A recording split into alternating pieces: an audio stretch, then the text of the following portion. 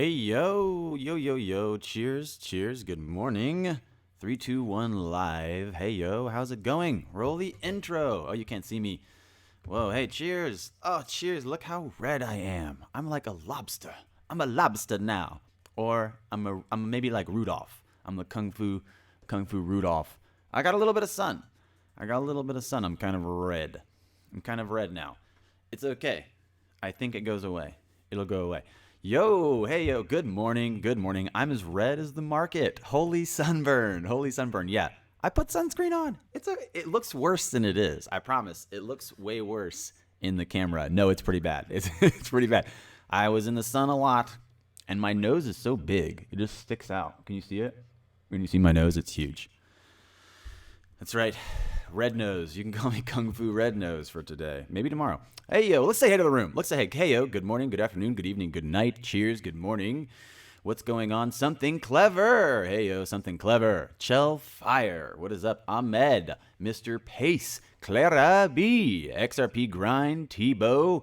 What's up? XRP Reacher. Mohammed, Craig, Nicholas, John, Seth, Holly, Chris, Nicholas, Gabriel, Ripple OG, Bricks, Diane, Crypto Cubanito, Gabriel, Dutch Moonboy, Marissa. How's it going, fam? What's up? Tech Head, XRP Junkie. How are you guys today? Cheers. Welcome back. It felt like so long. It felt like forever. Whoa, what's up? Pogo, Dark, Joel, Felix. Hello. Corey Ziegelman, step to the front for your award. Jack Malone. The only Juanito, what's up? Cambo, Victor, hello fam. David, woo, Tomez, what's up guys? What's up? Welcome back. Welcome to Monday. That's right, Red Monday with your new red host, Kung Fu. We're gonna go ahead and just have to say we're gonna chop through the FUD and stay ahead of the FOMO. What's up? Good evening, good afternoon, hello. So I had fun at the beach. I got a little bit of sun. I didn't make any videos. I didn't do anything related to crypto. I am sunburned. That's right. I am very sunburned. I got a little bit of sun. You lost your life savings. Well, you didn't lose it yet unless you sold it. Good morning. What's up? You guys want to know what I was working on? I was a little bit late today because I was working on something sweet, on something that I've been saying. Oh, need this on. Something I've been saying I was going to make for a minute, and it's been coming along, I got to say. What do you think it was? XRP Moon! XRP! Yeah, I'm a Kung Fu lobster now. That's right, I'm a lobster. Yeah, you want to test my crab skills? Yeah, no, dude, I'm red. I was the beach. The beach was great. I'm very sunburned. I took some time off. I got out there in the sun. I had good times. Great oldies. Would you believe me if I told you I put on sunscreen? Would you believe me? I put it on. I swear to you. What do you mean? Stop it. Stop shaking your head. Who's XRP rap? Guys, this is going to be, I didn't want to do a disservice to the community. That's the reason that I kept literally making the rap and scrapping it. I feel like I'm a Buddhist monk that draws paintings in the sand. This master artiste perfect. It looks good. And then I'm done. I'm like, bah, throw it away. Start again. So I've been working on that, and I finally feel good about it. I think we have one that we're going to move forward with the video production. We have the audio done. That's right. I can go ahead and say it live. The audio is done. Yeah. It's exciting. I'm excited about it. The one thing I need, though, is that when we launch this wrap, we got to blow it up. We got to blow this thing up. And I pulled back from making it for a while because I didn't want to do a disservice to XRP. I was like, this has got to be good. It's got to be so good. So what's up with you guys? I feel like I was kind of just out for the whole weekend. Well, because I was. It felt like forever. What did you guys do without me? What did you guys get into? Yeah, honestly, I just spent a lot of time in the sun. I was at the beach. I was at the pool. I was back at the beach, back at the pool. It was great. I had a good time. And you know what's really interesting, honestly, is it seemed like not a lot happened, but a lot happened at the same time. I think what happened, Ripple changed their general counsel. We had Ripple change out their general counsel. We had the SAP rumors were confirmed false. SAP rumors confirmed false with that tweet, mis tweet. I think it was called a mistweet. Is that even possible? And what else happened? What else happened with the market? We just had the SEC regulators clamp down and pull back, and we've seen the market tip. We're under 200 billion. The entire crypto market's under 200 billion, and BTC dominance is above 55%. Do you guys know the last time this happened? Do you guys know the last time this happened? It was last year, right before the bull run. That doesn't mean it's going to happen. That doesn't guarantee it's going to happen this year. I've seen some people projecting that possibly we could see an extended winter through the end of the year. I think I saw a price chart circling that had like the cycles of 2 years up and then 1 year down, and we're in the third year again where it might be ending in the negative, but I don't want to say that's a guaranteed thing. I don't want to say it's guaranteed because you never know. We could see a bull run tomorrow. We could see a lot of movement tomorrow. The fact that we've seen the market cap drop below 200 billion and BTC dominance push to 55% means that we're in a good position. We're consolidated and I think ready to move. Hey, yo, Chris Ford, thank you so much. I know this is off topic, but what do you think about Carbano coin? Woo! Carbano. Oh, man, I got to get me some of that Carbano. I never had Carbano. I had Cardano once. No, I love Cardano. This is not really off topic. I think Cardano is great. I think in a few videos back, we talked about Charles Hoskinson and looking at Cardano and their commitment to delivering without really trying to be too hype focused or without trying to get too much exposure before they're ready. They've been slowly plotting away at how these things could work. So looking at like XRP and Cardano as some of the refinements of the failures of the first set of cryptos. Like I really like Charles Hoskinson. I really like Cardano, and I think that 7.5 cents is a pretty good steal, especially because I was buying them at like 70 cents months ago. But I like Cardano. I support Cardano. I really like XRP. I really like Cardano. I'm coming around. Bitcoin Cash is up there now. Bitcoin BTC, Bitcoin Core is up there. Obviously, a lot of people are in a long position on Bitcoin, even though we know it has some failures and some problems. Ethereum's the one I think we should all be kind of skeptical about right now because we know a lot of SMEs and enterprises have been building out on Ethereum, and it's dropped below 200. We know its transaction fees are going higher than Bitcoin's, and for a moment, you can see briefly, just looking at the market cap for these, Ethereum is probably going to lose its second position to XRP pretty soon.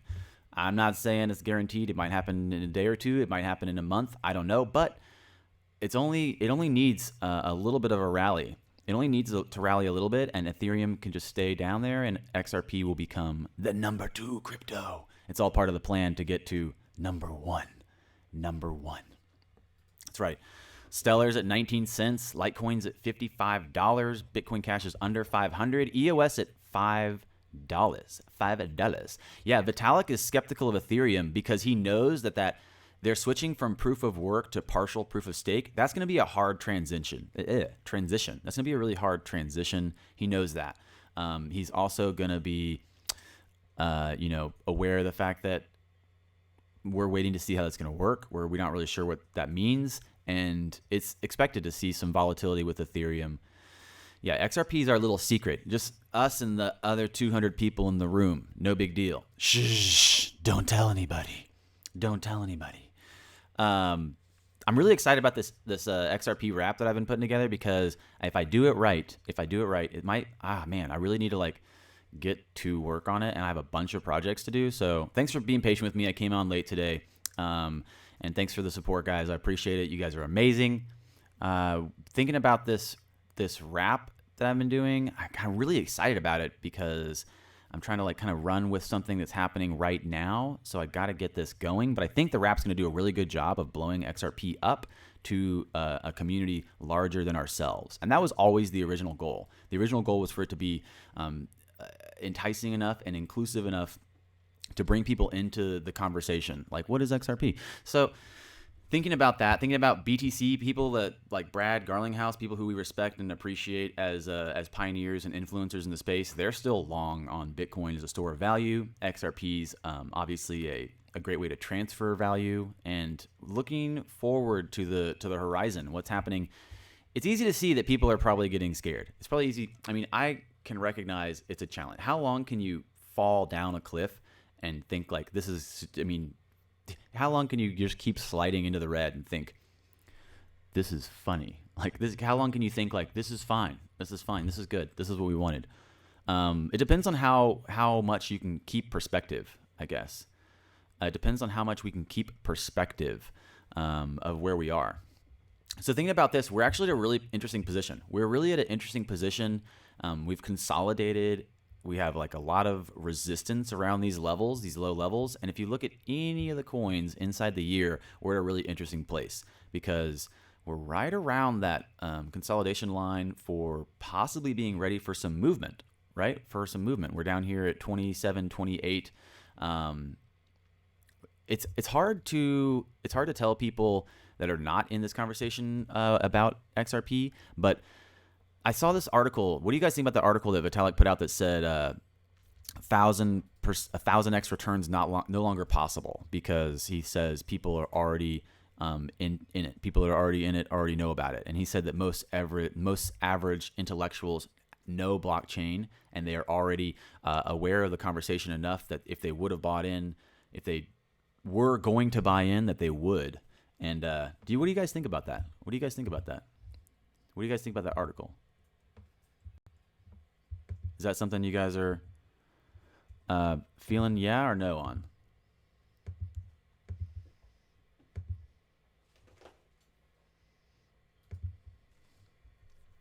Buy XRP. Ripple OG says, explain why so low. Vitalik's not a macro guy. Yeah, that's true. You know, he might, honestly, thinking about Vitalik, he might be 100% right, but he might be 100% wrong at the same time. How would that happen? How would that happen? How would Vitalik be wrong and right at the same time? Thank you. XRP Grind is right. Thank you. XRP Grind is right. And Miyagi, what's up? Miyagi, how are you? You were right as well. Buying and utility are two different things. And XRP Grind's right. In the grand scheme of things, no one is in crypto yet. No one's really in crypto yet. Honestly, I agree. Intellectuals might be discussing blockchain, but I don't think that they've speculatively invested in it yet with their own money. I think there's a lot of people on the fence. I think that we're about to see the floodgates. Hey, you guys, we haven't even spotted the floodgates yet. How do we open them if we can't spot them? Yeah, he's just upset. So how would Vitalik be right and wrong at the same time? How would he be right and wrong? Diane! Oh, Diane! Diane, oh my goodness. You are amazing. You're right. Because he's talking about Ethereum. He's talking about XRP is not what he's talking about. He's talking about Ethereum. He's saying, I don't think we're going to see 1,000x return. And he's right. We might not see 1,000x return on Ethereum. But he's not thinking about XRP. I don't think anybody's thinking about XRP. I don't think they're thinking about Codius. I saw someone yesterday talking about, they tweeted out yesterday, something XRP. No, he said something Ethereum is the best solution for enterprise, solution, blah, blah, blah, something building out on Ethereum. And I was thinking like, this guy's in the middle of the conversation. It's like when you can see the whole road ahead. You know, this is so off topic. I'm going to go with it. Animals in the wild, they cannot perceive time, right? They can smell a trail and they can follow it. But humans are the first people to be able to comprehend the complex structure of time enough to like track something and see this trail and understand this linear progression of time, right? So thinking about, what does this mean? Well, they're following the trail, they're following the conversation, but they've only made it so far. They've made it far enough to where, well, yeah, crypto is legit and Ethereum offers solutions, but they haven't made it far enough into the conversation to realize, oh, XRP offers a better solution. Oh, XRP brings more utility, and it's cheaper, it's easier, it's more efficient, paired with Codius, etc. And we keep saying these things, and these are obviously, it's a conversation that we're suggesting, that we're speculating the probability is higher that we're eventually going to arrive there, unless some other alternative comes along that I have not seen any other alternative yet. I have not seen any other alternative to compete with XRP. Exactly. Claire B's right. Intellectuals are still sitting on the sidelines with their fiat, and good for them. Cheers for them, really, because I've been throwing money in this thing, thinking like this is my last chance to dance trance. And honestly, in hindsight, if I would have waited, I could have maybe bought in a little bit lower. But you live and learn. That's okay. You never invest more than you can afford to lose. As always, guys, since we don't say this enough during the live streams, we're live right now. Hey, how are you? I'm here. You're here. I'm not a financial advisor, by the way. I am just looking at information on the internet and reviewing it with you. Institutional investors can be the game changer. I know we keep thinking that, but institutional investors actually, as accredited investors, they could have got in already. So yeah, they could be a game changer. You're right. I agree. As soon as the tipping point happens, then they likely will move. But I think those that are really aware, they're probably already in. Yeah, exactly. The rest are. You know what? I saw a hilarious GIF on Twitter, and I wanted to tweet it. I wanted to retweet it and capture the hilarity of the moment, but I don't think I did a good enough job. But it was basically like it looked like the dog from Dogecoin on a turtle. And I don't think it was supposed to be Dogecoin. I think it was just supposed to be like a person, like the dog. He's on the turtle. The turtle is supposed to be BTC, and the turtle's going down the street. It's walking really slow. And someone's like, this is BTC with you trying to use it. And I said, this is hilarious, but it's actually true. All we need to do is put a slip and slide underneath the turtle and call it the ILP. That's exactly what the ILP is. It's like a slip and slide underneath the turtle of BTC. So BTC is the store of value, and XRP is this transaction expenditure of value. You could look at the ILP like a slip and slide, and the cost to slide on the slip and slide could be spent in XRP, and you could actually send the turtle, which is BTC, down the slip and slide. Now, what's really funny about this is we're starting to see that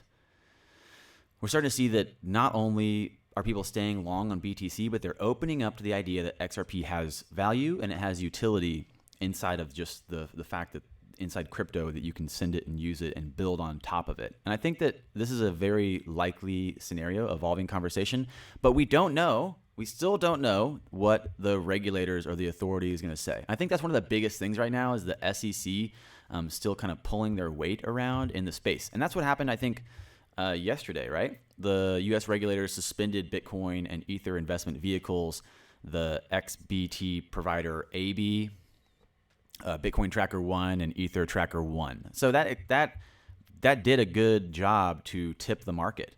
And that did a good job to, incentivize people to see that we're still not out of the red. We're not out of the drop, the slide. And it's dangerous because this is literally a manifestation of the chaos theory. You can see these as like working manifestations of the chaos theory. And what that means is that we could have a lot of probability on one side that we might slip further, and it could be false. We could have the probability that it's going to bull run, and it could also still be false. So I think everyone's that's paying attention is excited about any amount of news they can share to deliver a catalyst. But the catalysts have not obviously arrived because we're still sitting at under 200 billion, and BTC dominance is at 55%. I could see XRP taking Ethereum in some of the next bull runs, and I could see Bitcoin and XRP being some of the obviously the highest ranked in market cap as we push forward with ELFs during Christmas. With Swell and with November coming around, all the ELFs and Christmas would put and BTC and XRP at the top of the list of market cap is going to bring the authority back. It'll bring some clarity and regulator oversight. So possibly it's good. Possibly we'll find the bottom here, and possibly this is just another moment of opportunity. For those of you that said, like, I just saw someone say I got in at 90 cents. I got in at $1.88. Here you got Dinesh. I bought XRP when the price is $1.88. I feel you. I relate. I can relate to that. I was fighting. I grew up poor. I grew up really poor, and I've been busting my balls to break out of, the poverty level, basically, to be completely honest. Working really hard. Boom. I'm just buying. The price is irrelevant. Thank you so much for sharing. Jack Malone dropping knowledge on us. And he's right. Jack Malone, thank you so much for the support. I appreciate you. And I appreciate your words of wisdom in this moment. You're correct, sir. He's 100% correct, guys. Think about the math on this. If you bought at 80 cents, 50 cents, and 30 cents on the way down, it's the same as buying at 30, 50, and 80 on the way up. Just buying. And that's what we say a lot on this show. We say, we say buy regularly. We say regular purchases is the easiest way to kind of hedge losses of the volatile market.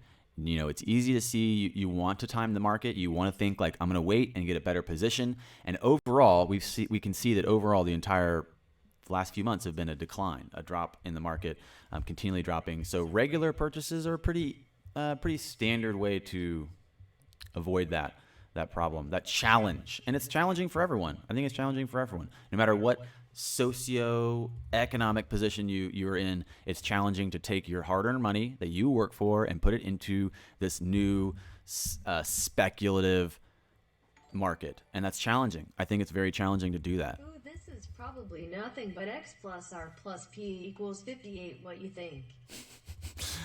That's actually sounds legit to me. Ripple OG, I think he's figured it out, guys. X plus R plus P, 58. I like 88. I've been thinking 88 sounds good, but I'll go with 58. Why not? 58 it is. Foo. Thank you so much, Ripple OG. I appreciate it. It means a lot. I appreciate the support. And what does this really mean? What does this really mean with the market right now? Will you be still committed to buying as it goes down more? I will. I'm personally committed to buying at, whatever it means. Whatever it means. I think this is honestly one of those moments when, the easiest way out is through. The easiest way out is through.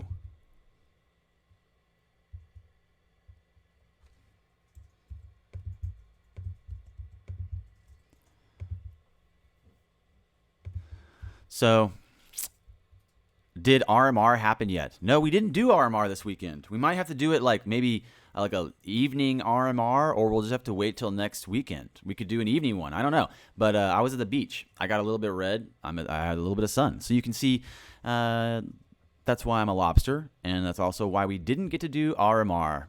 I know it's rough, but there were some really good ones. I saw some really good ones on the way back. I peeked in there. I try not to sometimes, but I peeked and they were so good. So good.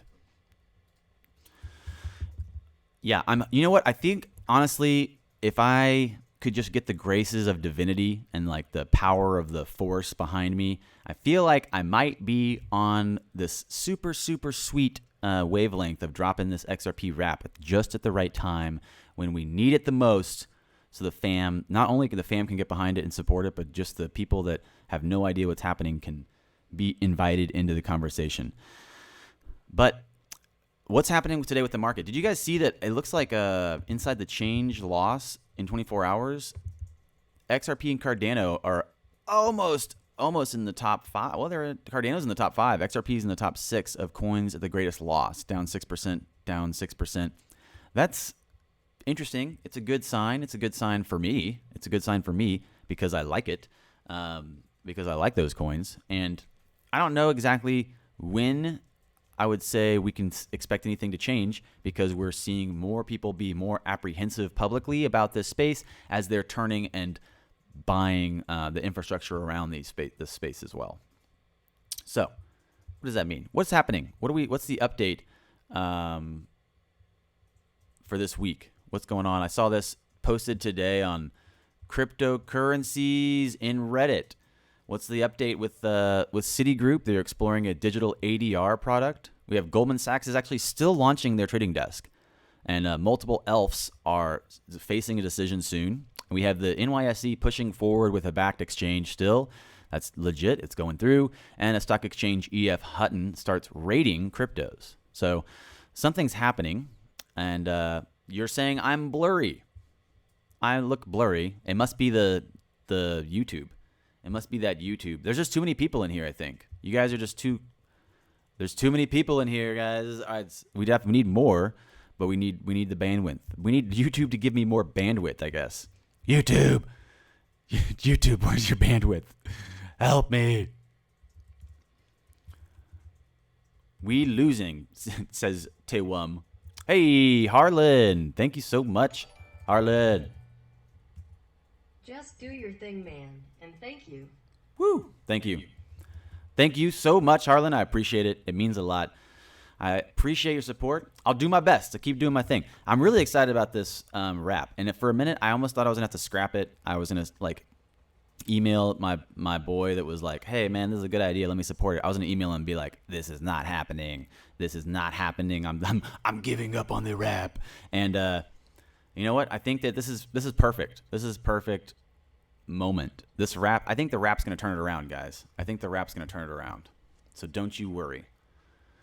I just saw that video this morning when I was like on Google, and I was basically just looking around, clicking on links. I saw Modern Investor just dropped a new video saying XRP something something security. I didn't look at it or know anything about it, but I was wondering what he meant. I wonder what he meant. Joel, you were right. Joel, you were 100% right. Ripple execs, the only ones sitting down with regulators and world leaders. Ripple execs are the only ones sitting down, shaking hands, building partnerships, going to meetings, being part of this developing infrastructure. It makes sense. It would make a lot of sense. And I saw the other day someone put together a new chart on like the cost of mining a Bitcoin, I think.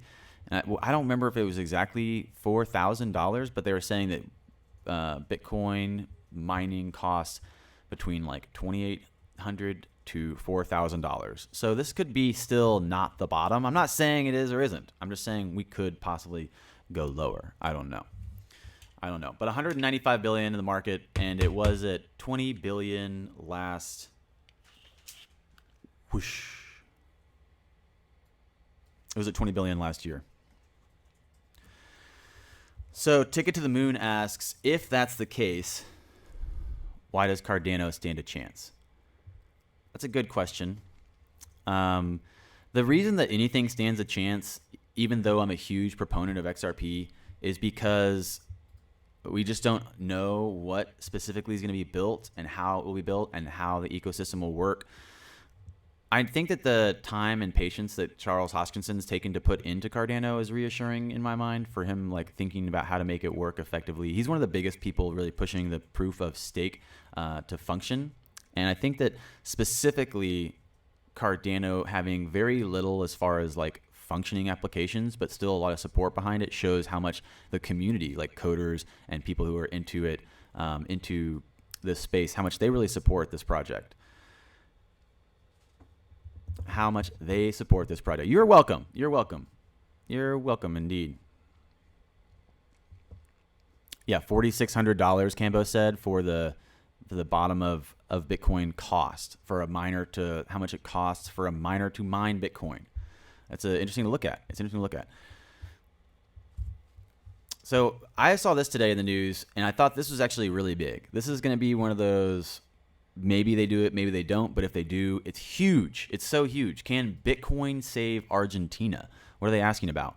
They're asking about can Argentina shift basically part of their central savings into Bitcoin? That's what I think. That's what I think the entire thing's about.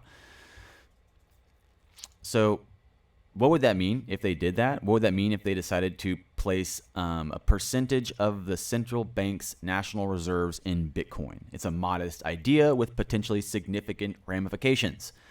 Because it's focused on reserves, which developing countries use as a buffer to help stabilize their currencies, it might be tempting to compare this strategy to Argentina's past dollar-focused model. So what would happen if a bunch of countries decided to move away from the soft power of the dollar and start working with the digital power of Bitcoin? I don't know. That's a good question. It's a good question. That's probably a question that I think the U.S. government's asking right now, and that's probably something that they've been considering for a long time, thinking about XRP becoming somewhat of an extension of the soft power of the U.S. dollar and how they can keep that, control in a sense for these developing countries. Again, this is a lot of speculation, and this is a lot of people are speculating about this, but I think we're going to see a lot of developments and information released soon around G20 and around the backed, global digital asset platform launch and the ELFs and all those other things. Thank you. No. Thank you guys just for showing up. Thank you for being part of this. It means a lot. I appreciate it. It feels like it's been forever. It feels like it's been forever since I saw you guys. I was like, how many days has it been? How many days? You saw your first blockchain commercial on TV today. They're starting to accept the technology and push it to the mainstream. Exactly. And that's a big thing. Honestly, looking at media and TV and information and how it's shared, I think that the mainstream media's role is very important. It's integral to the idea of where we could head with the support of the right digital assets, and which ones are they going to back, and which ones will mainstream media push. They probably, will probably do whatever works for them.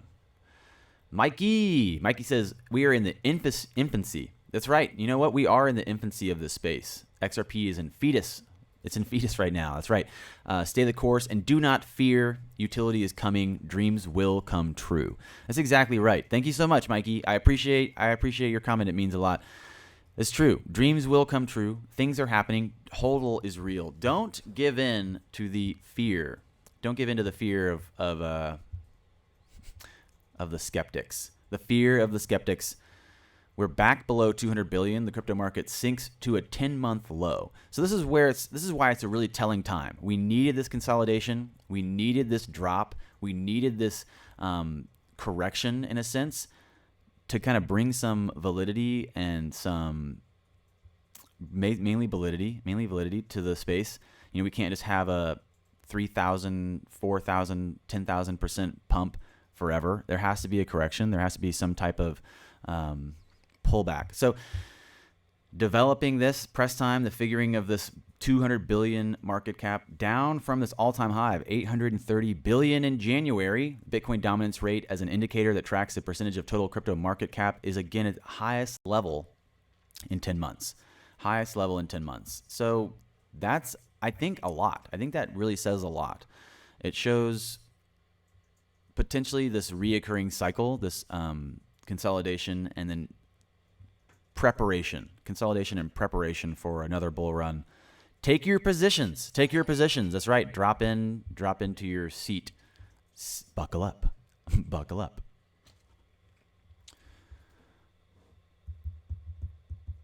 Thanks, Kung Fu, says Rohit. Dreams will certainly come true. That's true. I agree.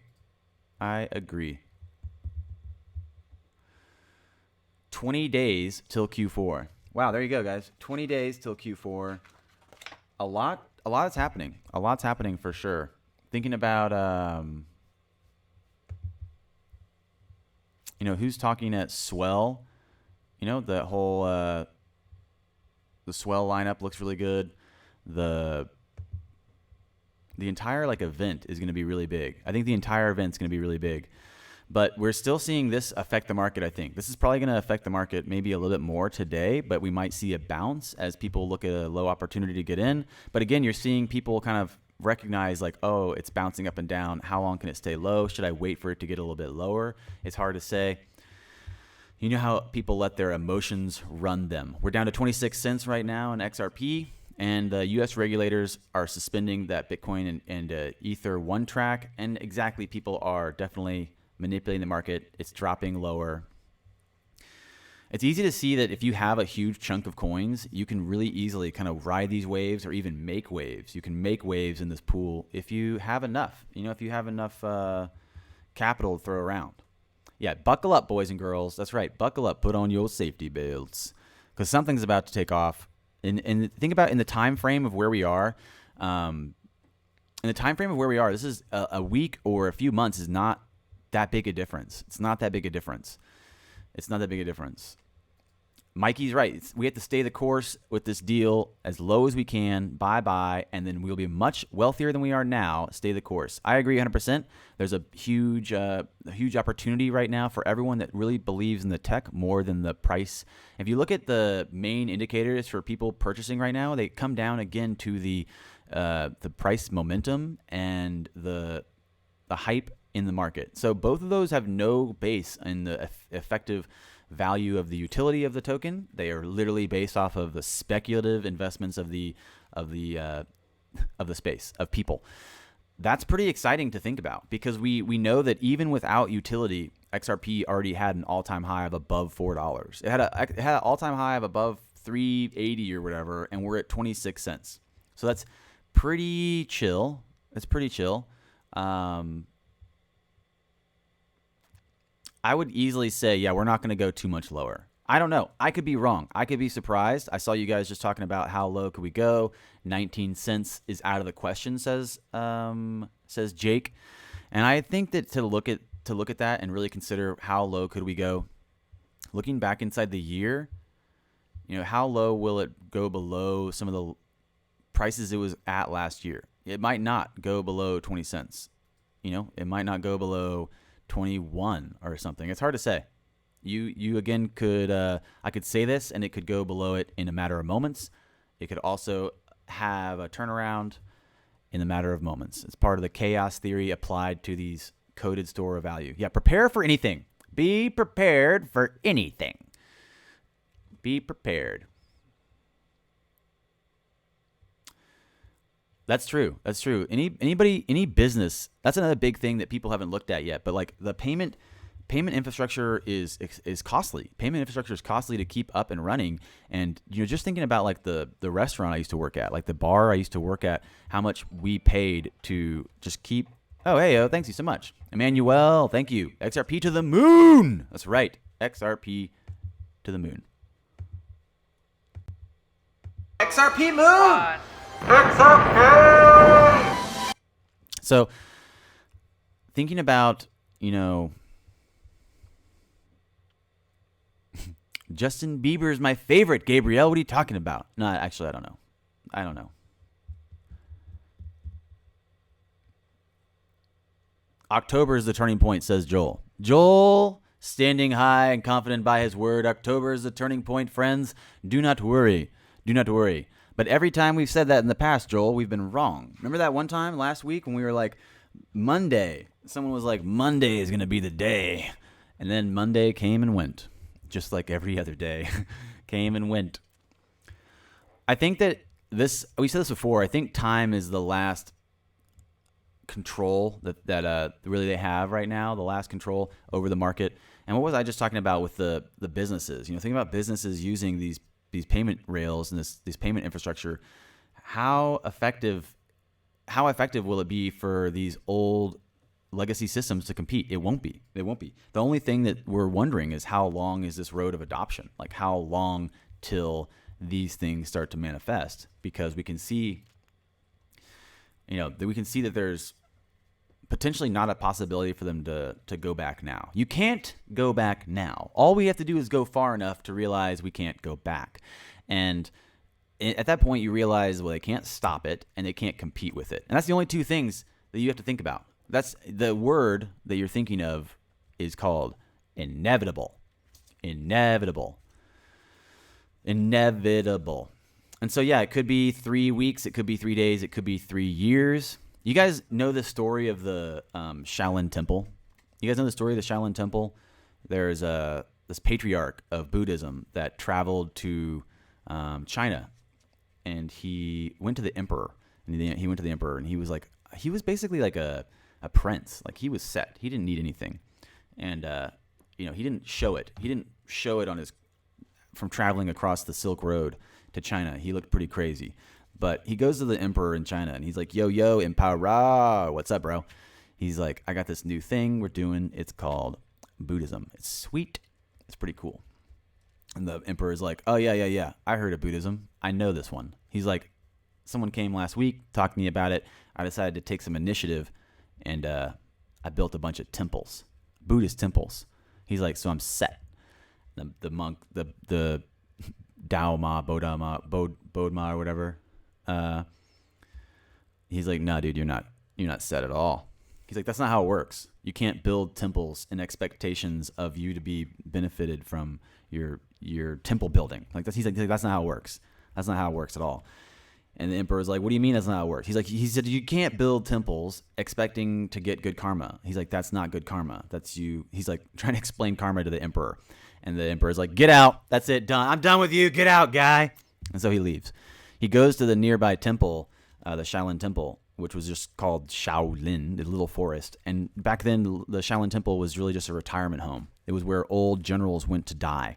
They just lived in the mountains and practiced meditation. And these are guys that literally like honed their skills on the battlefield. Like they grew up on the battlefield, life and death. Martial arts was a necessity. It wasn't an option. They didn't go to the dojo and just spar for funsies. Like this, you live or die by your skills, right? And so these guys retired here at this temple. They've lived thousands of battles, and now they're just meditating on the hill, chilling. They've probably reached a little bit a higher degree of intellectual etiquette and proficiency as far as philosophy and discussion. So this guy, he goes, Bodhma or whatever, he goes to the Shaolin temple and he knocks and he's like, yo, I'm going to come in and teach you guys some sweet skills. And they're all like doing their martial arts in the courtyard. They're like, nah, get out of here, dude. We don't know what you're talking about. We have skills. We're badass. So he leaves and he goes and he meditates in this cave. Now in the story, in the legend, he meditates for 9 months. Basically the same time of duration that it would take for a baby to be born. So it's representative of the whole creation of life cycle, or this whole phase of creation of life. They say that he meditates for 9 months until someone comes along and like sacrifices his arm. He like chops his arm off outside the window saying, we need your help. The whole thing's a riddle. It's like an analogy or a parable. How long did he really meditate? Did he really sit in a cave and meditate for 9 months? Is the question we're getting to. How long will it take for XRP to go to wherever it's going? 3 days, 3 weeks, 3 months. The analogy for the story is funny because they say he sat and meditated for 9 months against this wall, and that impressed them enough to where they were like, all right, come in and teach us your skills. And all he did was he taught them breathing exercises. He came in and taught them basically the breathing exercises that you would, probably learn in your pranayama school of yoga. And he taught that to a bunch of martial artists. And a bunch of martial artists combined the breathing skills with their martial arts to make Shaolin Kung Fu.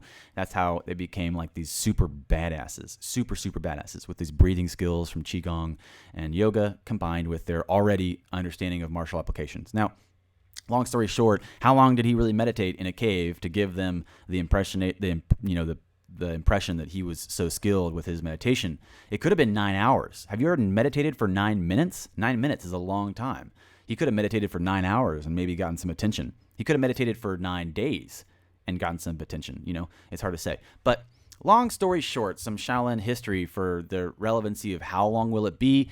Once it's happened, it doesn't matter. So since we're waiting, it seems like it might be forever. It might be 3 days. It might be 3 weeks. It might be 3 years to see the potential. But once it's happened, it'll feel like no time at all. It'll feel like yesterday.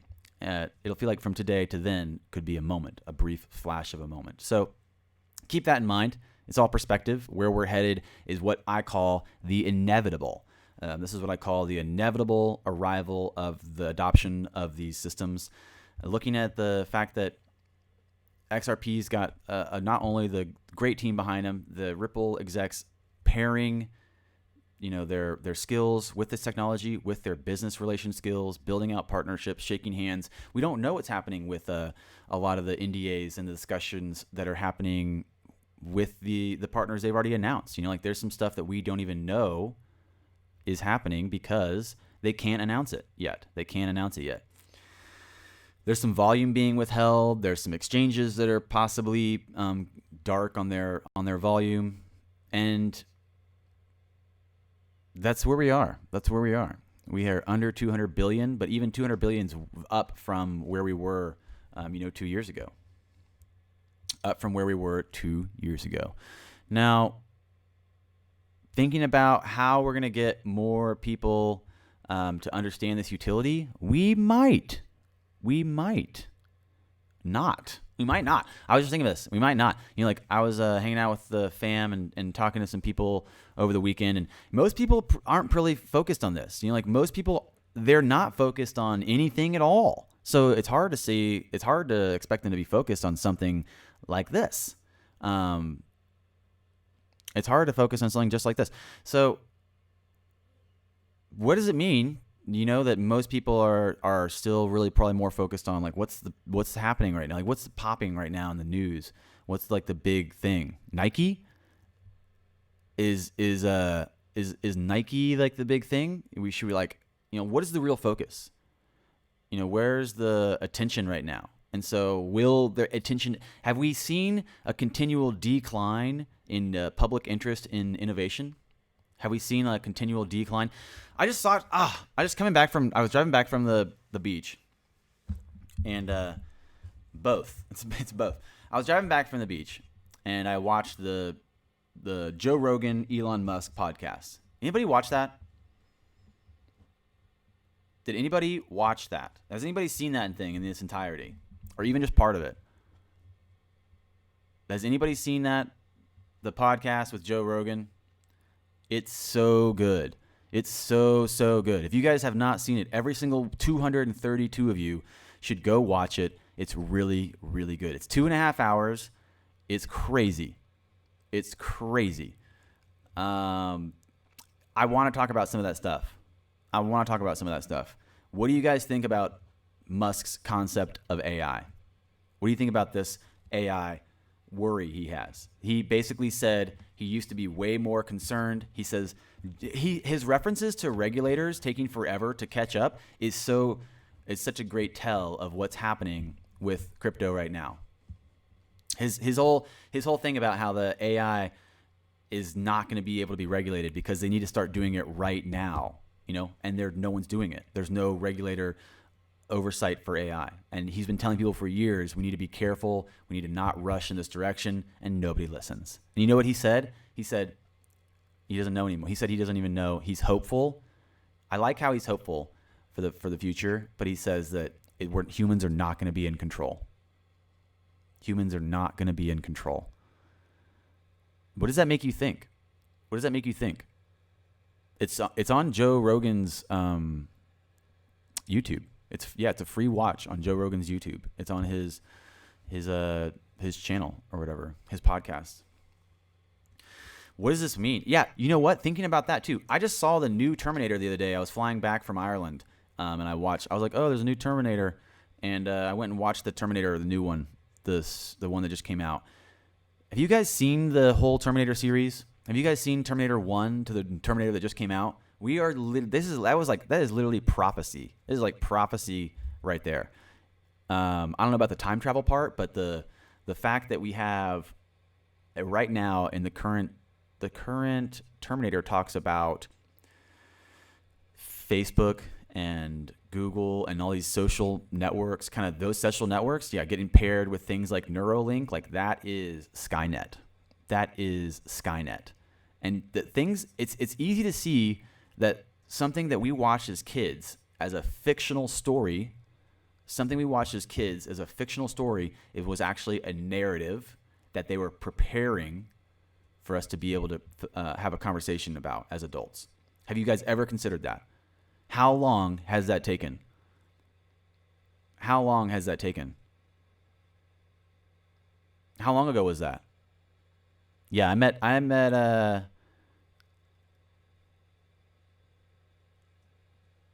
yeah, no. I expect a lot of correlation, or a lot of crossover. Yeah, 35 years ago. Thank you, someone, for finding out. I was like, do I need to go look this up? I don't even know. Thank you, Jack. Yeah, 35 years ago, they dropped the first Terminator with a story that has basically the foresight of the moment David Schwartz patented the first distributed computer system. That's some foresight. That's 30 years ago. They're talking about AI and the proficiency of robots. How long have people known about it? How long were people talking about the inevitable before the general public caught up? How long were they talking about it before the general public caught up? Have you guys seen The Matrix? I mean, I'm sure a lot of you guys have. There's a prequel to The Matrix. I don't know if it was made by the same guy, but The Animatrix is a really good narrative, a really good cartoon take on where we're headed. And Elon talking about the fact that we're already in a cyberkinetic space.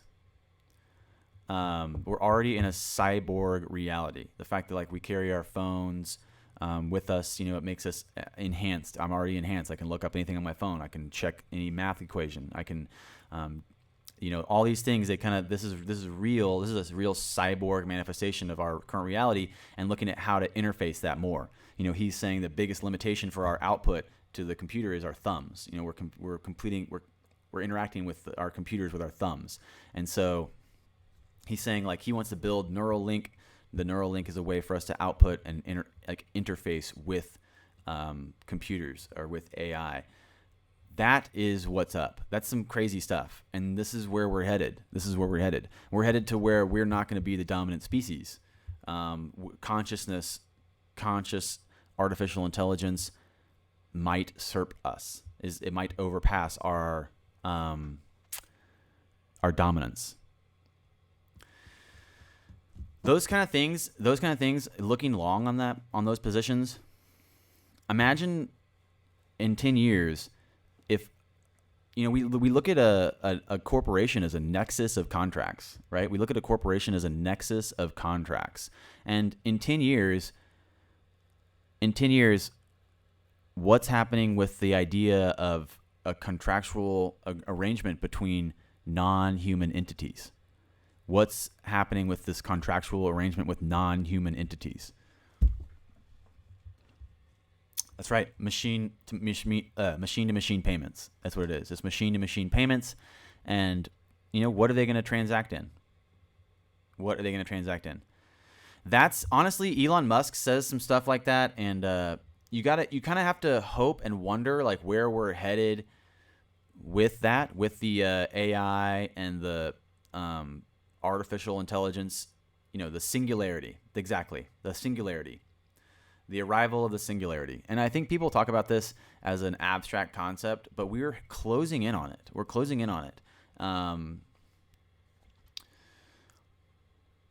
does that mean? I think for a long time, most of us are focused very short term. And I think that might be the downfall of a lot of our focus. I think of the downfall of a lot of our attention and our ability to maintain our focus and attention. We are not looking far enough into the future. We are not looking far enough into the possibilities of where we're headed. What happens when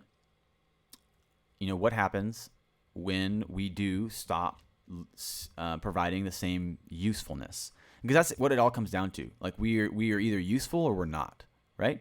And so how are we useful to the machines? Like, how are we useful to AI? And how? Yeah, exactly. No, that's true. There's the interface of information with a human, like how the Matrix works. The Matrix movie works. The idea of like downloading, I know Kung Fu, and then now you just know Kung Fu. Like that's reality. That's a reality. But then they go even further to think about like, have you guys seen Altered Carbon? They go even further to talk about like downloading consciousness into a body. Downloading consciousness onto a body. And they start talking about really crazy stuff like base reality. Like, is this the base reality? Are we in the simulation theory? How far down the rabbit hole do you guys want to go? The whole idea of how far down the rabbit hole do you guys want to go? Thinking about the simulation theory too, like, is this the last time we get an opportunity to live in base reality? Are we already there? Would we know? What's the difference between a simulation and reality if you can't tell the difference? And those are interesting questions. Those are things that I think are brought up with this show I've been watching recently, and someone just turned me on to it, and I've been getting really into it. It's called Nathan for You. Have you guys seen that show, Nathan for You? It's really good. It's really funny. He kind of uses this reality show play and spin on like putting a reality show inside a reality show. He's like capturing this artificial moment, and these moments are so fake they become real. It's like the line between the simulation and the line between reality is blurred so much no one knows anymore. Like, how do you tell the difference? So those things are, I think, some of the real bigger questions. Those are real bigger questions beyond just like XRP plan. How's XRP doing? How's XRP doing with this plan? Like beyond that, who's going to be holding fiat? Who's going to be holding fiat in the next 10 years? If we're talking about AI, if we're talking about AI, we're talking about consciousness, downloading consciousness. We're talking about transactions of value between machines, machine-to-machine payments, machine-to-machine corporations, contractual nexuses of arrangements between robots. What are they transacting in? They probably will build something else by then, but maybe, hopefully, they'll be using XRP. hopefully they'll be using XRP to send payments. Yeah, that's exactly right. XRP grind is right. It's hard to know if we're in base reality. And XRP grind, I think you said you watched the whole Elon Musk, Joe Rogan thing. And that's one of the things they talked about. Elon Musk said the likelihood that this is a simulation increases when we realize how exciting it is.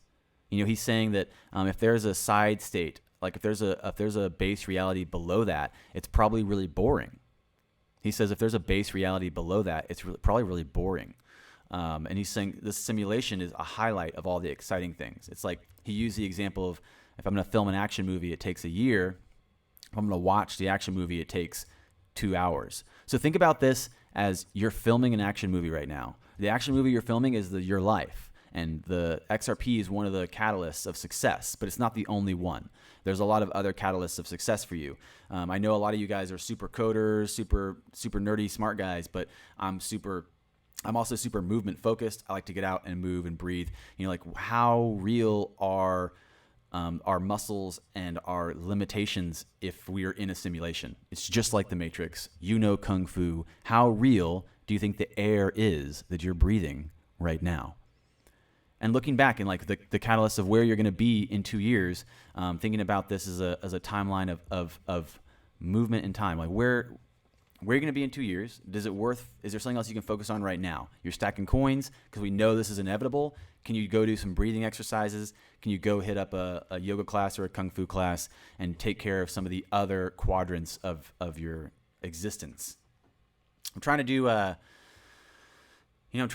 that for myself. And I'm trying to remind you guys too. Like trying to stay active, try to stay healthy, try to stay sane and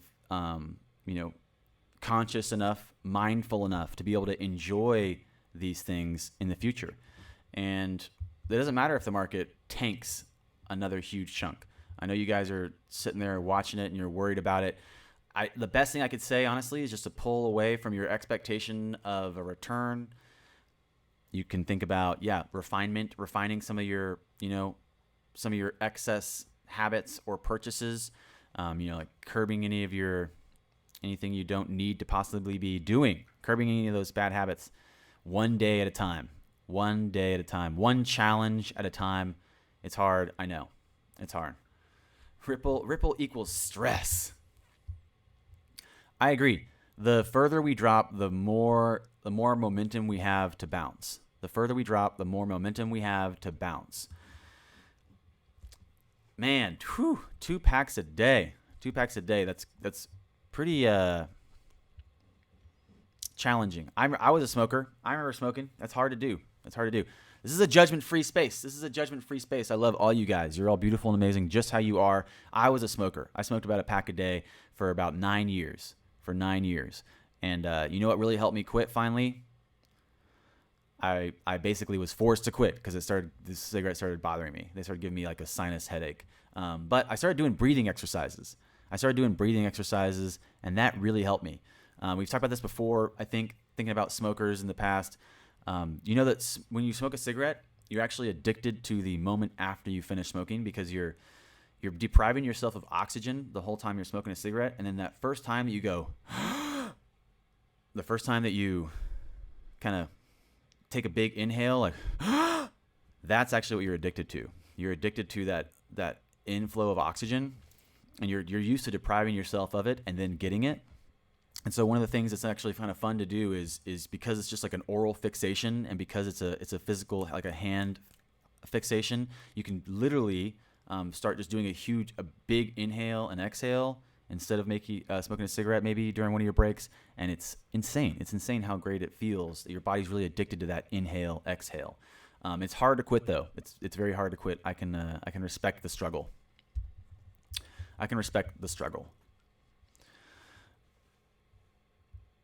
Yeah. Yeah, exactly. You could step away. You could step away for sure. And Mikey's right. That's 1,000 XRP a month. 1,000 XRP a month, guys. That you're spending on cigarettes, and that's one of the things. It's hard to say. It's hard to say. Like, I can't tell you what to do with yourself because I respect you guys' choices and you're adults. But it's hard to It's hard to breathe sometimes when you keep smoking. That's what was coming up with me. I was having trouble breathing when I was moving and exercising. And I exercised so much, I noticed it probably quicker than I would have otherwise. And then I had to quit.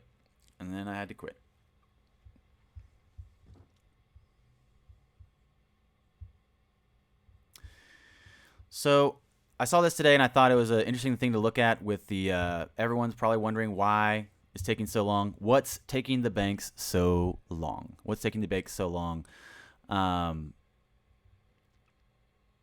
It's easy to see that this is a conversation people are interested in, but it's not easy for us to see what's actually happening because it's behind closed doors. There's a lot of handshakes and meetings taking place in rooms that we're not privy to, in rooms that we're not allowed to be in. Obviously, the banks are not just going to jump on any random raft that says like, "Yo, bro, I can take you upriver. Throw all your stores of value in my raft. I promise it's real safe." They're probably going to not risk it. They might, in fact, stay in the safety zone. They might be all about that safety. I think RippleNet has probably more partners than they'll even tell us at this point, and I think that they're in NDAs and exchanges with probably more people than we can even imagine. It's exciting to look at the partnerships they have gone public with, because the public partnerships are good alone. The public partnerships alone have done really well. And I think that just like, Jack's saying, banks are afraid. I think that it's just one of those moments where they can't do anything else. Like they're just arduously headed across the river. There's only so much they can do. They know this. Meowgi says banks can't use an alternate corridor of payment that isn't regulated. Yeah, well, that's also true. They can't use it. Yet. I think that there's something exciting happening, and a lot of people are going to be really surprised when everything goes global, everything's public, and I don't know what those things are. XRP and blockchain is a trustless system, but banking and money is not. Wow, that's actually very insightful. XRP grind, you were right. That's one of the biggest problems right now is that XRP and blockchain is a trustless system that works well, but they're trying to build. Oops, I don't know who that was. I thought my phone was on not ring. Huge transaction from fiat to digital.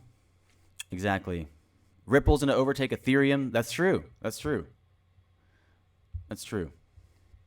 Especially when we're looking at Ethereum's at 19 billion and XRP's at 10 billion. It's going to happen. It's going to happen really, really, really, really soon. Really soon.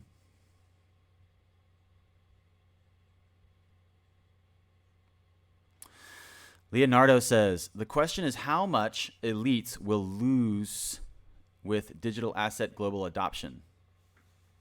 I don't know how much they'll lose. I don't know how much they'll do either one.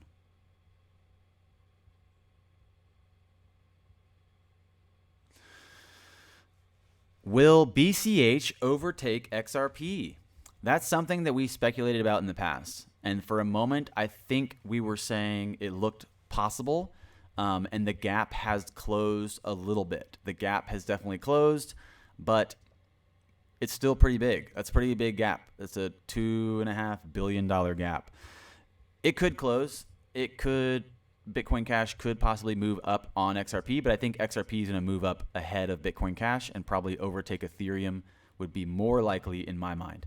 And thinking about the volume for the tokens today, looking at the volume of the tokens, you can still see Ethereum's doing pretty good on volume. EOS volume is so down. EOS volume is dropped.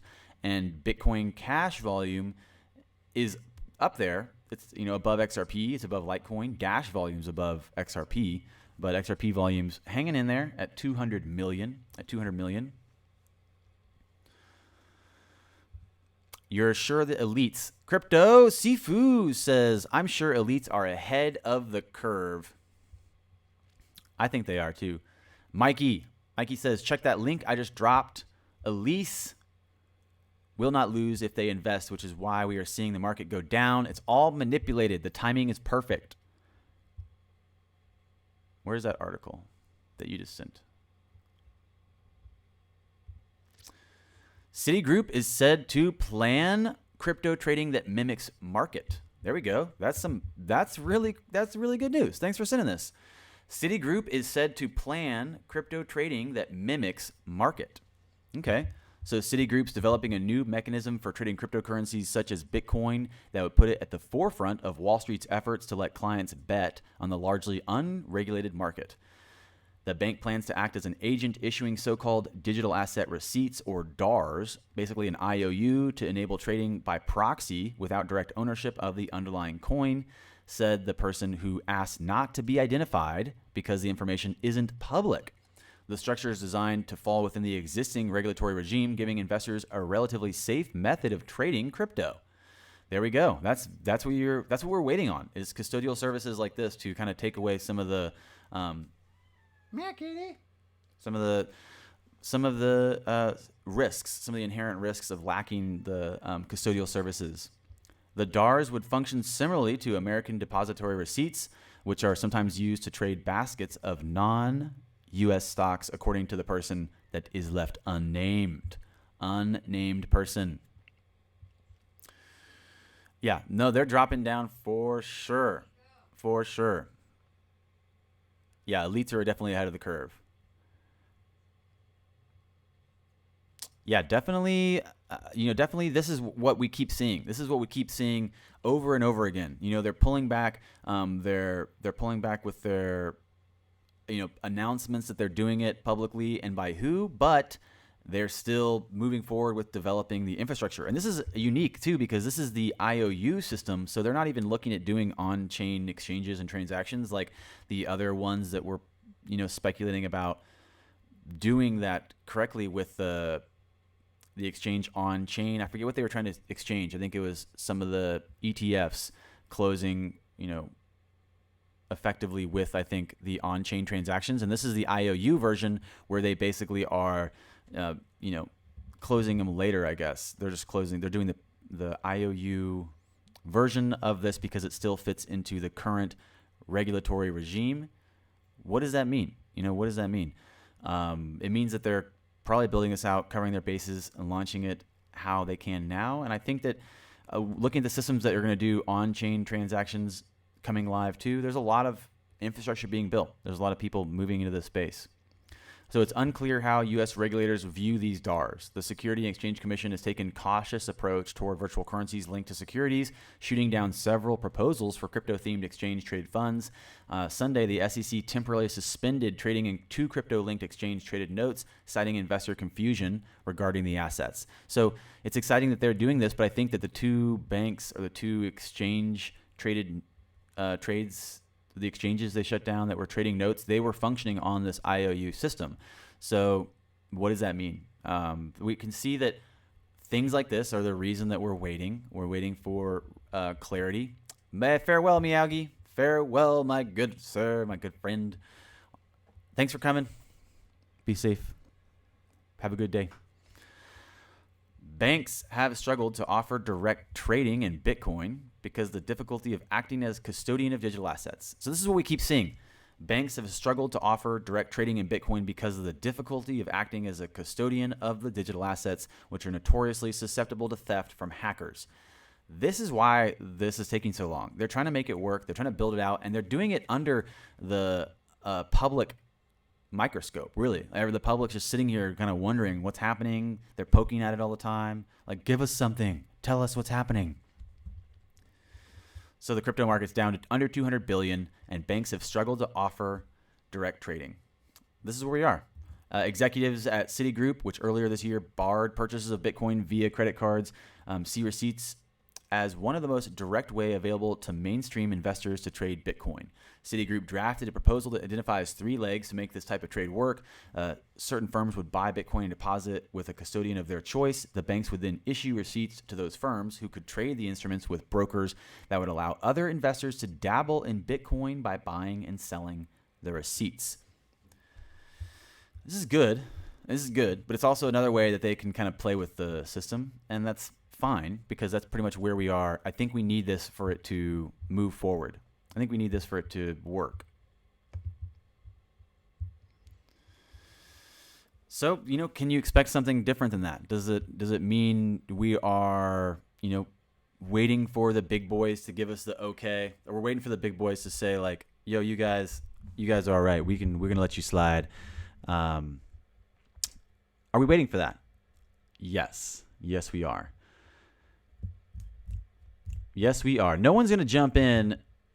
None of these big boys are gonna jump in until it's obvious that there's the security risks have been taken care of, the custodial service issues are taken care of, and people are going to probably just keep, doing what they do. People are just keep doing what they do. They're building out the infrastructure around it. They're looking at how to get on top of it. And what else can you expect? It's a step. It's a next step. It's true. We are a little behind. We're a little bit behind in the U.S. That's true. The U.S. has not necessarily been the most up to date. Who is calling me? Why are they calling me? I should fix that. Let me fix this. Wow. All the things at once. No.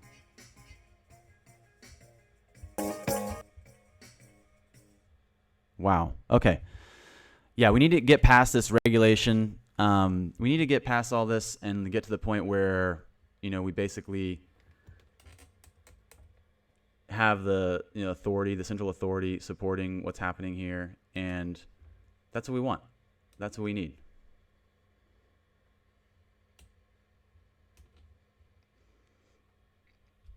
That's what we want. That's what we need. XRP move! XRP! Okay. Not call me. No respect. That's right. I didn't have it. I need to turn it on the right mode. Wow. Oh, weesh. During this live stream, the prices have dropped. What are we looking at, guys? XRP's at 26.6. Bitcoin's at 6,300. Ethereum's at 191. That's rough. Rough. Royal Bank of Canada announced using XRP. Really? I think I saw that today too. Maybe I forgot to bring it up. Oh yeah, the Royal Bank of Canada XRP news. Royal Bank.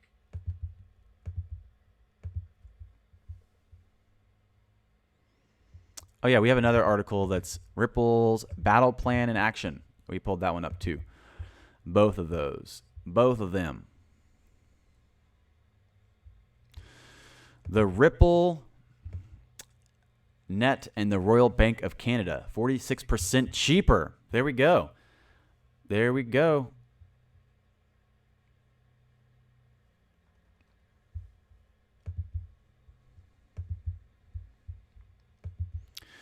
Yeah, the RBC on Ripple. So RBC on Ripple, the RBC Capital Global Investment Bank, which is part of the Royal Bank of Canada, offers services in banking. Banking. You guys ever been part of the banking? Banking, finance, and capital markets. Mentions a payment process, xCurrent, liquidity support, xRapid, and payment access, xVia. There we go. So we have the Kuwait Financial House testing Ripple, 2 new projects contemplating using Ripple. The future is bright. The future is bright. Wow, the RBC using RippleNet and saying specifically using liquidity support xRapid and payment access xVia. There you go. With all the things they are panning out, the plan is very much in effect as companies, banks, and projects are making plans to integrate Ripple products. So it's kind of all happening at once. It's all happening so fast. It's happening all at once. I wasn't ready. But they basically changed their general counsel. So we had the general counsel change, and they brought in some big wigs, some big heavy hitters. We have some a little update on the legal front. And RippleNet also bringing in more partners, setting up the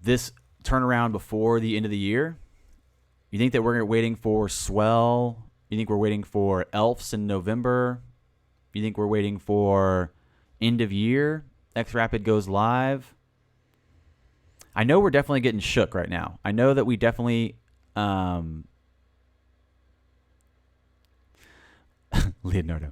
I definitely think that we can see we're getting pushed around. We're getting a little bit of a beating. You know, we're in the red. We're a little bloody. We got burned. We got burned, guys. You can see it on my face. You can see it on my face.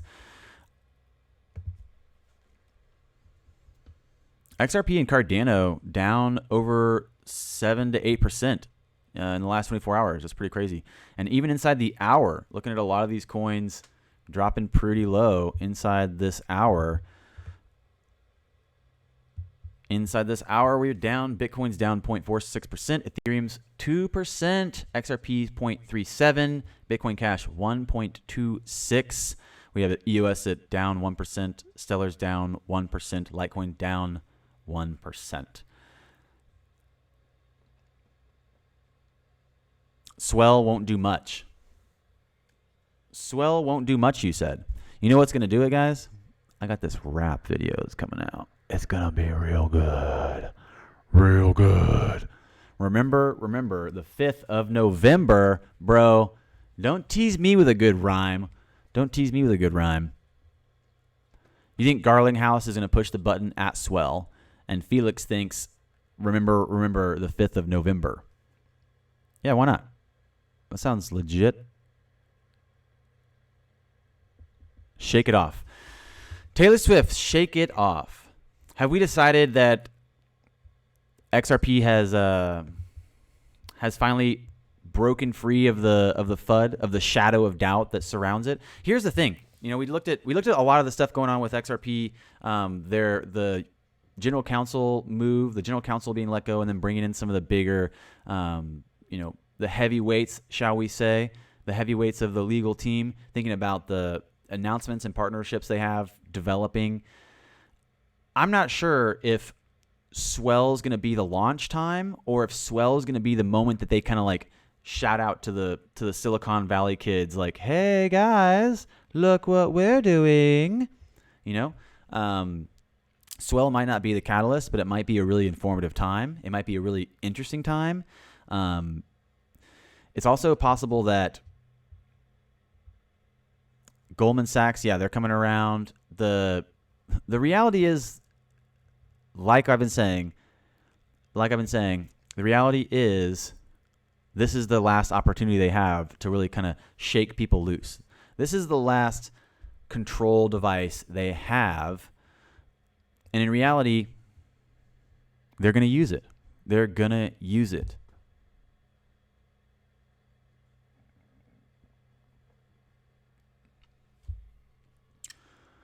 So I just saw Jack say, XRP will never break the FUD until people are forced to be using it because their banks use it on the back end and they will still hate it. Why? Because they were wrong. That is a great point. That's a really good point. Jack Levy's right. XRP might not ever break out of the FUD. And I think I did a video about this where we talked about this, and I was serious. I think some of the FUD is orchestrated. Kind of like how you have like PR campaigns for presidential candidates. You know, like you got to realize at some point people want to keep their competition down. They want to say like this isn't going to work, and I think that there's a lot of that happening. But I would dare say that possibly even the misinformation is purposeful. The misinformation is purposeful. The FUD is orchestrated FUD to keep people misinformed. Why would they do that? I have no idea.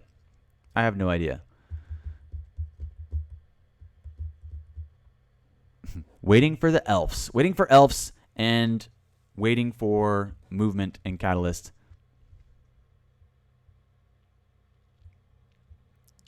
You know what I was thinking the other day?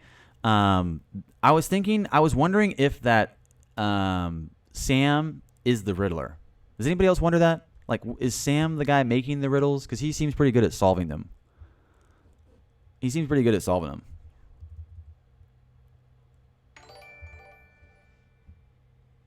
Just wanted to say hi. Keep up the good work. Call Ripple headquarters and ask questions. Yo. Thank you so much, Kyle. I appreciate the support. Just wanted to say hi. Keep up the good work. Call Ripple headquarters.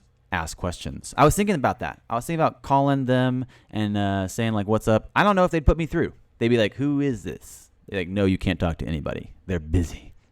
They're busy. I like the fact that they have a physical location, and I like the fact that they're in there working at this physical location. And yeah, no, I definitely think he is. I was never really into that, the riddle thing, but I think that it makes sense. And I don't think that's bad. I think that's cool, but I just figured out like that's the same guy. I like him though. I like him. He's fine by me. Yeah, it did. He knows what he's doing.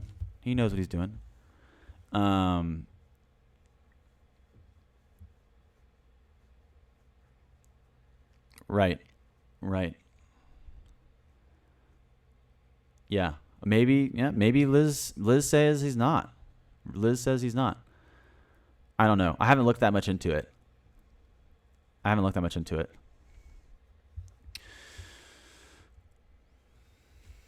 On a side note,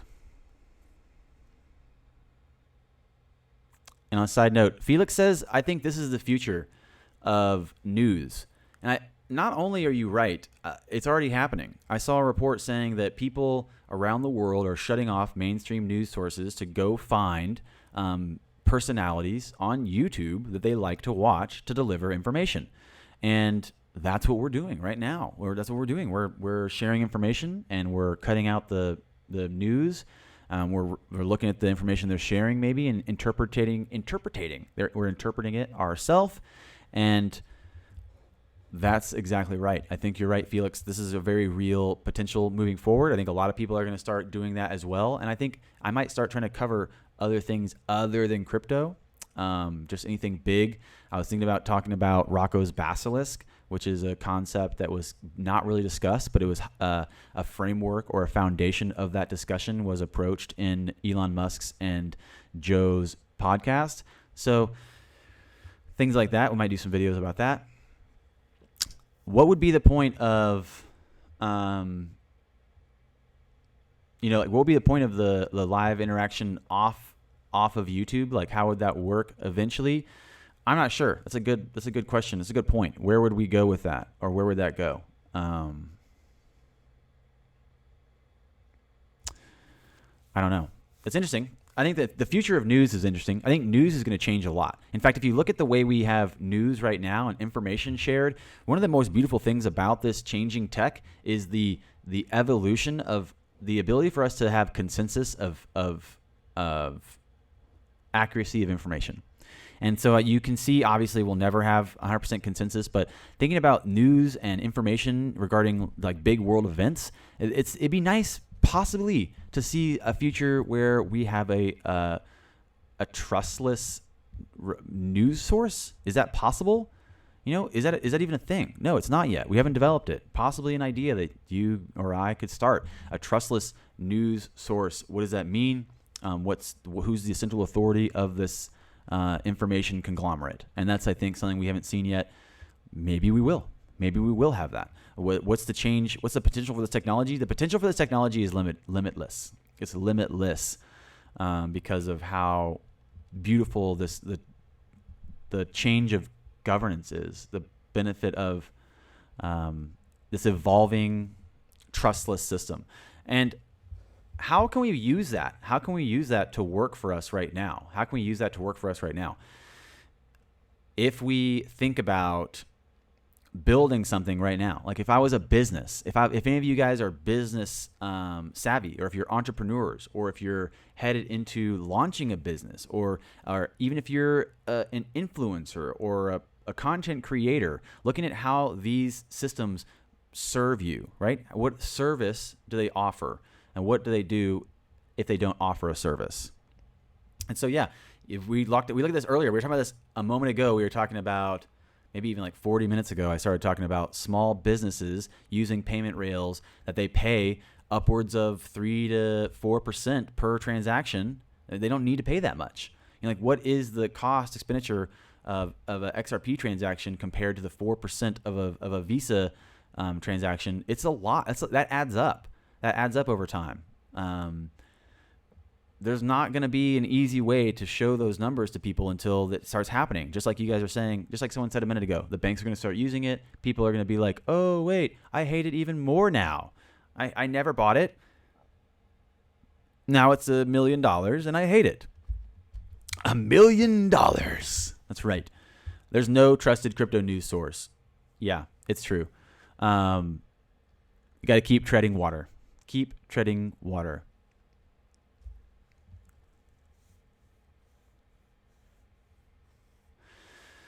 That's an interesting point. Mikey, thank you so much for mentioning that. Mikey just said, if you're a business owner or a business person, you should probably have an LLC for yourself to cash out with your XRP before you do anything. Yeah, that's true. Mikey's right. Having your money in an LLC protects you. It's a way to protect yourself.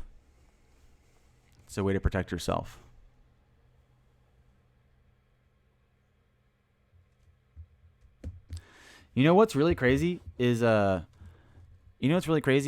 don't know. Jack Levy's saying how great it's gonna feel to laugh in everyone's face when it blows up. I think there's gonna be a degree of like, you're gonna be like, yeah, I told you so. Yeah, I told you so. There's definitely a degree of people wanting to be right. I understand that, but I feel like we're all honestly, when things go the way that we're speculating they're gonna go, like in 3 years, if we're having the same conversation, honestly, I think we might feel bad for people that didn't get in. Because not only are poor people already suffering around the world, it's not going to be any easier when you're holding on to a collapsing fiat. It's not going to be any easier. It's, like, I like this idea that we want to rub it in their faces. Like, yeah, bro, you should have seen this coming. I was telling you about it, and I'm right. Even though that seems like it might feel good, it's probably going to be pretty painful, because we're going to literally there's so many people are going to be suffering from collapsing fiats and collapsing nation states. It's going to be a really bright time for some and a really challenging time for others. It's going to be a really challenging time for others and a really bright time for some. And that is going to be hard. That's going to be hard. But, you can only do what you can. You can only do what you can. You can't save everybody. You can take a horse to water. You can't make it drink. Felix says, go overseas, LLC cough. No capital gains cough. Hello, Puerto Rico. Vamp Diaries finale, Take on the World. You Meet Me at 6. Song on YouTube, Take on the World. Is that a song I should look at? Well, it's been a long time. It's been a long time since it feels like it's been forever, but it was only a day or two. It was 2 days.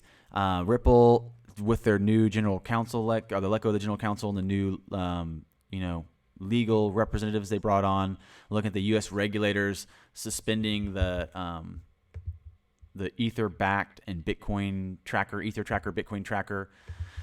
The idea that Argentina wants to push a percentage, a sliver of their central bank reserves into Bitcoin. That's interesting to think about. Back below 200 billion. We're back below 200 billion in the crypto market. We sink to a 10-month low. That's gonna bring some people to attention. That's gonna put some people at attention. They're looking. They're wondering. This is the moment. It's like the time. The time is nigh. I'm not going to worry about the fudsters. They will beat themselves up enough. That's true. I think you're right. I'm not going to worry about the fudsters either. They're going to beat themselves up enough. Citigroup is said to plan crypto trading that mimics market. That looks really good. Thinking about just continually seeing good news on the horizon, but seeing the price drop. It's a rough time to be a speculative investor. It's a rough time to be a speculative investor unless you are already a believer. Are you a believer? The RBC on Ripple, so the RippleNet, xRapid, xCurrent, xVia are on demand. They are used with the Royal Bank of Canada, offering banking, finance, and capital markets payment processing. That's right, with RippleNet. Payment processing. So things are happening. Good things are on the horizon. XRP plan. What's the XRP plan? Well, it looks like they're kind of just trucking arduously along, doing a great job. I could see them taking Ethereum second position. How soon are they to market dominance? How soon are they to the rippening? To the rippening, I don't know. I don't know. It's definitely been a long, strange trip. I think that there is a lot more manipulation available to the whales than we thought. I think they've been playing the market up and down for a while, consolidating their bags. It's crazy. It's crazy. But I will say, we are not at zero. We are not at zero. The market has not collapsed. It's still functioning. It's still up and running. More people every day being brought in. More people every day building out ecosystems, building out services, preparing for this next wave. And I really just love hanging out with you guys. I want to just stay here and chat with you all day. I would just probably go find something exciting to look at and talk about, but I've got to get back to finishing some projects and working on some other stuff. So we're going to have to say farewell unless you guys have any questions, unless anybody in the chat is dying to know about my latest tweets. If you guys want to know about my latest tweets, you guys excited about my tweets? It has been one hell of a ride. It has been. That's true. And yeah, looking at the ledger exposed, I put that up the other day and I did a tweet about it. I was saying like, welcome to the new 1%. But in reality, it's not even the 1%. It's not even the 1%. It's the 0.01%. It's the 0.01%. Just holding XRP puts you in the 0.01%. And that's pretty cool. XRP wrap, exactly. No, I'm trying to work on that. The XRP wrap, I'm excited about it. I need to get it done. I need to work on it. Things like that. Farewell, Mikey. Farewell. Do I own any Bitcoin? Yes, I do own some Bitcoin. I'm long on Bitcoin Core. I like Bitcoin Cash. I like both of those Bitcoins. Bitcoin Core, Bitcoin Cash, XRP, Cardano. Those are some of my faves. How was the beach? Crypto Bird Dog, thanks for asking. The beach was very well. I had a good time with the fam. I got some sun. I'm a little red. It was good times. It was great oldies. Good times, great oldies. Going long on Bitcoin, going short and long on XRP. Not really sure when we're going to see the bottom. We're not going to see, we're not going to see that until it happens. Hindsight's 2020. Hindsight's 2020, guys. I can't wait either.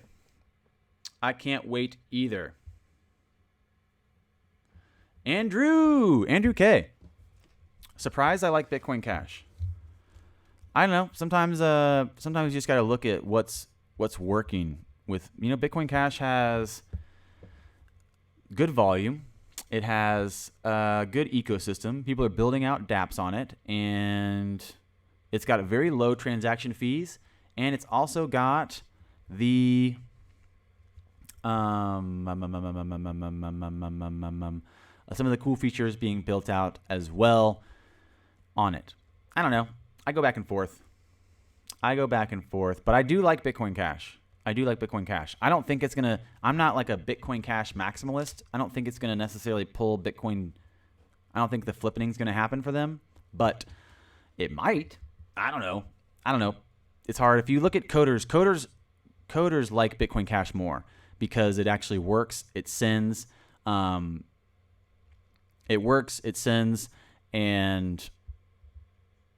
it's functioning right now. It's literally functioning right now. Coders like it. It works. It's efficient. It's down 25% inside the last 7 days. There you go. Yeah, BCH is good for purchasing. BCH is pretty good for purchasing.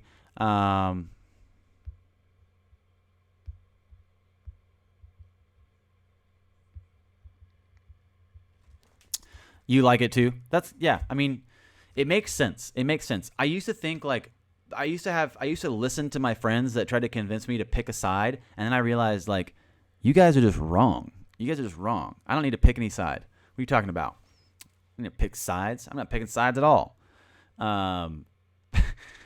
What do you expect to happen right now? What do you expect to happen right now? The entire world saying that if you have more than like 10% of your portfolio in crypto, you're crazy. Most people still think it's a complete scam entirely. People are saying, yeah, blockchain's going to be used, but not crypto. So what do you expect to happen right now? Bitcoin's at 6,300, Ethereum's 200, XRP's at 26 cents. And if you guys haven't, you should definitely go and check out the Elon Musk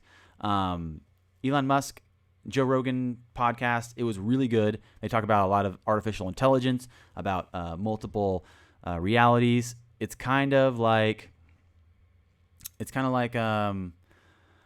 hours of just sit back and relax and enjoy these. Elon Musk is so smart. He's so smart. Just listening to his answers about where we're headed and what's happening and the solutions he has for some of the common problems. It's very exciting stuff. Very exciting stuff. So that's all we're going to do. I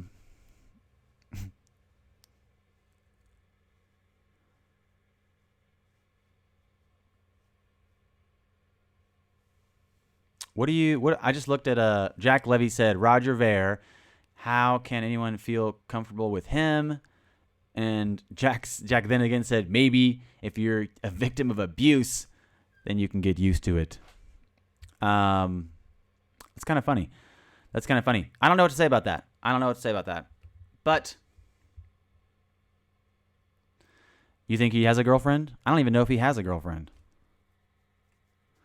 That is funny. You know what? I thought that was funny too. And his stock going down 6% because he smoked. I don't think that he cares at all. That's just one of those funny things. It's one of those funny things that happened. So go check out that podcast. If you guys haven't already, click the like button for this video. Smash that like button. Click that subscribe button. And I'll see you guys next time. It was a pleasure to be back. It's a pleasure to see you guys.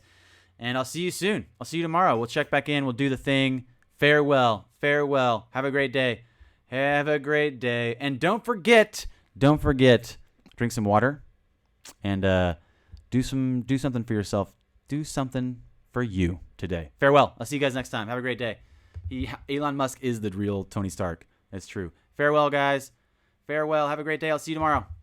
It's good to be back.